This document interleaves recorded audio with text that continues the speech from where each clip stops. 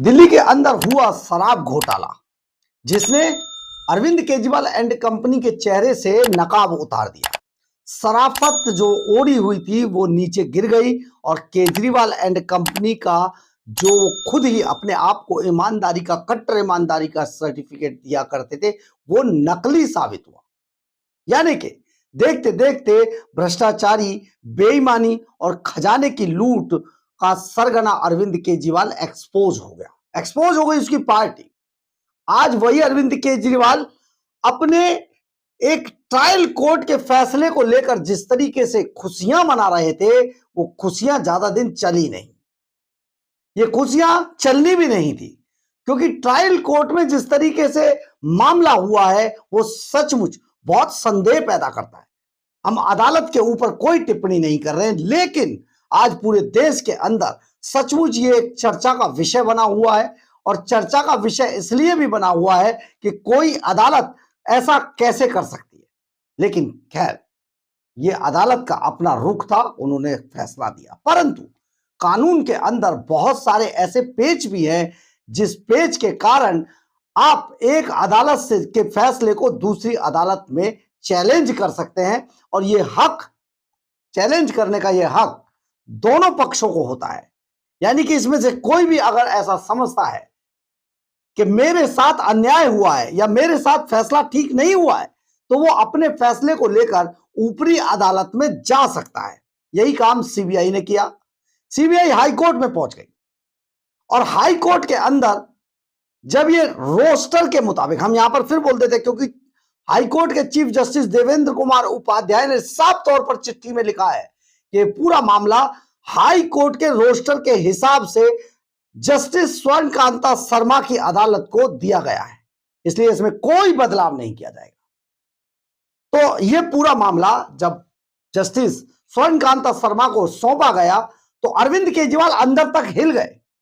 इसलिए भी गए जिसकी चर्चा सबसे ज्यादा आज सोशल मीडिया पर है कि वहां पर फॉरम शॉपिंग नहीं हो सकती थी। जी हां, फॉरम शॉपिंग नहीं हो सकती थी।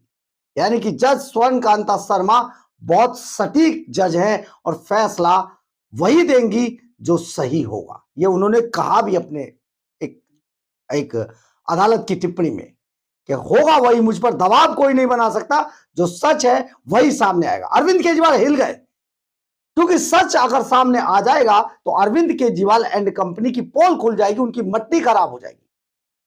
जो अपने आप को सर्टिफिकेट देते कट्टर ईमानदारी का वो खत्म हो जाएगा। इसी बात को लेकर केजरीवाल अब सुप्रीम कोर्ट के अंदर है, लेकिन सुप्रीम कोर्ट में भी उनकी बदनसीबी, उनके हाथ में बांधा हुआ काला धागा उनके लिए काम नहीं कर रहा है। आइए जानते हैं इसी बारे में। नमस्कार, मैं हूं कुमार गजेंद्र। जनपद ऑन द स्पॉट में आपका स्वागत है। हमारे एक दूसरे social media platform podcast with Kumar Gajendra में भी आपका स्वागत है, जहां आप हमें सुन सकते हैं। आप जरा सोचिए, अब अरविंद केजरीवाल के शराब घोटाले का यह मामला सुप्रीम कोर्ट तक पहुंच गया है और सुप्रीम कोर्ट तक इसलिए पहुंचा है क्योंकि केजरीवाल चाहते हैं कि उनकी जो सुनवाई है, उनके शराब घोटाले की ट्रायल कोर्ट के अंदर जो फैसला हुआ था उसकी सुनवाई स्वर्णकांता शर्मा, जस्टिस स्वर्णकांता शर्मा की अदालत से हटाकर किसी और को दे दिया जाए। मिलॉर्ड, मुझे बचा लीजिए, मैं मर जाऊंगा, मैं फंस जाऊंगा, मिलॉर्ड मेरा केस किसी और को दे दीजिए। हाईकोर्ट ने मना किया तो सुप्रीम कोर्ट पहुंच गए, लेकिन अभी सुप्रीम कोर्ट में फैसला आना बाकी है और अरविंद केजरीवाल ये जानते हैं कि सुप्रीम कोर्ट में, हाई कोर्ट के अंदर वही होगा जो सच है। यानी कि अरविंद केजरीवाल, मनीष सिसोदिया समेत 22 लोग बुरी तरीके से जेल के शिकंजों के पीछे होंगे। केजरीवाल एंड कंपनी का जो सुपर चोर है दिल्ली के, उनका पूरा कैरियर तबाह हो जाएगा।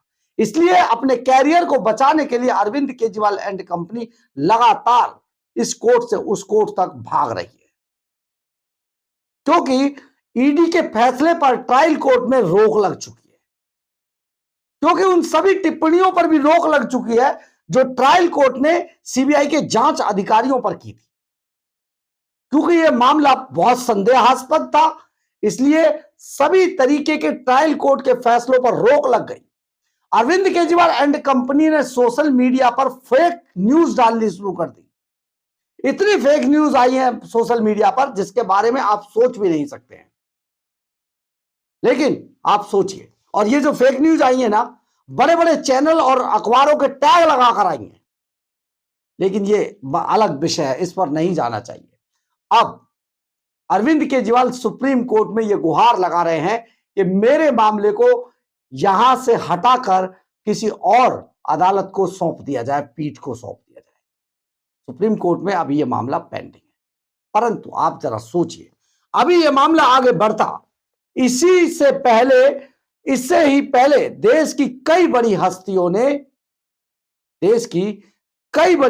ने सुप्रीम कोर्ट को बाकायदा एक चिट्ठी लिख दी है। केजरीवाल जैसे भ्रष्ट आदमी पर सख्त एक्शन लेने के लिए सीजेआई को, यानी कि चीफ जस्टिस ऑफ इंडिया को, सूर्यकांत को एक चिट्ठी लिख दी देश की कई नामी हस्तियों ने। और इस चिट्ठी में बड़ी गंभीर मुद्दे उठाए गए हैं। आप जरा सोचिए, ये गंभीर मुद्दे सचमुच आज देश के अंदर यही मुद्दे हैं, यही बातें हैं अरविंद केजरीवाल को लेकर, जिसका तरीके से केजरीवाल के बारे में चर्चाएं हैं। डीप स्टेट के कहने पर, इशारे पर देश के अंदर कुछ भी करने को जो आदमी तैयार है उसको कैसे किया जाए। आतंकवादी गुरपतवंत सिंह पन्नू का वो वक्तव्य, वो बयान, वो वीडियो सुनिए, जानिए, जिसमें उसने कहा था कि देविंदर सिंह भुल्लर को छुड़वाने के लिए अरविंद केजरीवाल को करोड़ों रुपए के डॉलर की रिश्वत दी गई, पैसा दिया गया। आप सोचिए, आपको गूगल पर, सोशल मीडिया पर गुरपतवंत सिंह का वीडियो अवेलेबल है, आप देख सकते हैं। कोई झूठ नहीं है। अगर झूठ होता तो अरविंद केजरीवाल एंड कंपनी सामने आते, बयान देते, लेकिन नहीं दिया, चुप्पी साध गए। पूरा पैसा बिटकॉइन के धंधे में एडजस्ट कर दिया गया है, ये भी सूत्र बताते हैं हमारे। खैर, इससे आगे बढ़ते हैं। देश की कई नामी हस्तियों ने सीजेआई को अब एक पत्र लिखा है, और इस चिट्ठी में जो लिखा है, उन लोगों ने, जिन लोगों ने केजरीवाल पर एक्शन लेने के लिए सीजेआई को चिट्ठी लिखी है, उनमें कई प्रतिष्ठित वकील हैं, शिक्षाविद हैं और कई पूर्व पुलिस अधिकारी भी शामिल है, जिन लोगों ने देश को बचाने के लिए अरविंद केजरीवाल के लिए सख्त टिप्पणियां की हैं। इन सभी हस्तियों ने सीजेआई सूर्यकांत को चिट्ठी लिखकर उन पर कड़े एक्शन की मांग की है कि भैया इस पर तो कानून को कड़ा एक्शन लेना चाहिए, नहीं तो हमारे सारे संवैधानिक संस्थानों को बर्बाद कर दिया जाएगा। और ये किसके इशारे पे किया जा रहा है, ये भी जांच का विषय है। इन लोगों ने जो चिट्ठी लिखी है उसमें क्या लिखा है? दिल्ली के पूर्व मुख्यमंत्री अरविंद केजरीवाल ने जस्टिस स्वर्ण कांता शर्मा पर कई गंभीर आरोप लगाए हैं और अपने केस को किसी दूसरी बेंच में ट्रांसफर करने की मांग की है। इन लोगों का मानना है कि इस तरह की मांग न्यायपालिका की गरिमा को कमजोर करती है और ये एक गलत परंपरा को बढ़ावा दे सकती है। यानी कि कोई भी व्यक्ति जस्टिस को बिना कोई ठोस सबूत और आधारों के चेंज करवाने की मांग कर सकता है। इससे आगे भी ये परंपरा पड़ जाएगी और जो बेहद गंभीर मामला हो सकता है, ये मामला बहुत ही गंभीर बन जाएगा। आप जरा समझिए कि ये एक परंपरा ऐसी पड़ेगी जिससे कि आगे आने वाले समय में इस केस की आड़ लेकर बहुत सारे लोग यही काम करना शुरू कर देंगे। इसीलिए चिट्ठी लिखी गई है। आगे लिखते हैं, किसी भी पक्षकार को यह हक नहीं है कि उसका मामला किस जज के द्वारा सुना जाएगा। वो ये फैसला नहीं कर सकता। ये तो रोस्टर के तहत तय होता है। पक्षकार थोड़ा बताएगा कि मुझे मेरा मामला उस जज के पास भेज दीजिए, उस जस्टिस के पास भेज दीजिए, उस पीठ के पास भेज दीजिए। सवाल ही पैदा नहीं होता है। फिर अरविंद केजरीवाल कोई देश के क्या हैं? कौन है अरविंद केजरीवाल? एक चोर, एक लुटेरा, खजानों की डकैती डालने वाला व्यक्ति, एक ऐसा अराजक व्यक्ति जिसने देश में बार बार अराजकता पैदा करने की कोशिश की है। अगर हम जब कहते हैं कि हमारा संविधान सभी के लिए बराबर है, तो फिर एक नेता को इतनी छूट क्यों है? फिर तो सभी लोग नेता ही बन जाते हैं, कानून में छूट लेते रहेंगे। ऐसा नहीं हो सकता है। यही बात इस चिट्ठी में कही गई है कि किसी भी पक्षकार को यह हक नहीं है कि उनका मामला किस जज के द्वारा सुना जाएगा। अदालतों की पूरी कार्य प्रणाली एक तय न्यायिक प्रक्रिया के तहत चलती है और उसमें हस्तक्षेप करना न्यायिक व्यवस्था के लिए उचित नहीं है। यह भी कहा है, बिना ठोस सबूतों के किसी न्यायाधीश पर आरोप लगाना या पक्षपात का आरोप लगाना बेहद गंभीर मामला है और इससे न्यायपालिका की निष्पक्षता पर सवाल खड़े होते हैं। जब चाहे जो चाहे हमारे न्यायाधीशों पर, हमारी पीठ पर, हमारी बेंच पर कुछ भी आरोप लगा देता है, अदालतों पर आरोप लगा देते हैं। ऐसा नहीं चलेगा। नेताओं की इतनी हिम्मत नहीं होनी चाहिए। 5 साल के बाद सड़कों पर होते हैं। अरविंद केजरीवाल 5 साल में 10 साल शासन करने के बाद अब सड़कों पर है। अगर एक तरीके से देखा जाए तो अरविंद केजरीवाल का कोई लीगल राइट नहीं है, उसको एक गाड़ी भी नहीं मिल सकती। पंजाब के अंदर अगर सरकार चली जाएगी तो वही केजरीवाल पैदल आपको बसों में भी दिखाई दे सकता है, क्योंकि वो नहीं रहेगा, उसको कुछ नहीं मिलेगी सुविधाएं सरकारी। तो आप सोचिए जरा, किस तरीके से बार बार हमारे कोर्ट के अंदर जो मामले ले जाकर अराजकता पैदा करने की कोशिश अरविंद केजरीवाल करते रहे हैं, उसके बारे में बड़ी गंभीर टिप्पणियां की गई हैं। अगर इस तरह के व्यवहार को नजरअंदाज किया गया तो यह आगे चलकर खतरनाक मिसाल बन सकता है, यह भी कहा गया है। इससे भविष्य में अन्य लोग भी इस तरह के आरोप लगाकर अपने मामलों को प्रभावित करने की कोशिश कर सकते हैं। हमने वही कहा था आपको, और भी लोग फिर इसी केस का सहारा लेंगे, जिससे हमारे देश की न्याय व्यवस्था पर लोगों का भरोसा कमजोर पड़ सकता है। अगर ऐसा हुआ कि कुछ लोग ऐसा काम कर सकते हैं तो हमारे देश की न्याय व्यवस्था जो सभी के लिए समान कही जाती है वो समान नहीं रहेगी। ये बात कही गई है चिट्ठी के अंदर। जिन लोगों ने ये चिट्ठी लिखी है वो कौन लोग हैं, उनके बारे में भी थोड़ा सा जान लेते हैं। प्रोफेसर सुनैना सिंह, ये पूर्व कुलपति नालंदा यूनिवर्सिटी की हैं।